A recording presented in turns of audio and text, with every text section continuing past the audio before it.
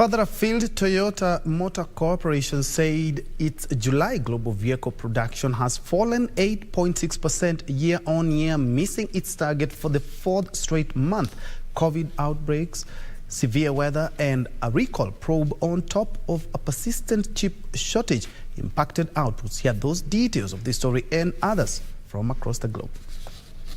The sustained weakness in overall performance in July from the world's largest automaker by sales has raised concern that Toyota may have to lower its annual production target of 9.7 million vehicles, even as China dials back pandemic restrictions and chip shortages are showing some signs of easing. Toyota produced 706,547 vehicles worldwide last month, below its target of around 800,000 units and the year earlier output of 773,135.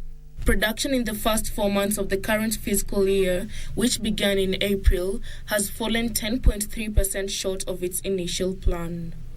Meanwhile, oil prices dipped on Tuesday, cutting off some gains from the previous session as the market feared that more aggressive interest rates hikes from central banks may lead to a global economic slowdown and soften fuel demand. Brent crude futures for October settlement dropped 56 cents or 0.5% to $104.53 a barrel after climbing 4.1% on Monday, the biggest increase in more than a month. The October contract expires on Wednesday, and the more active November contract was at $102.57, down 0.4%. Finally, Indian multi-billionaire Mukesh Ambani has announced a $25 billion plan to launch 5G mobile internet services in the country within 2 months.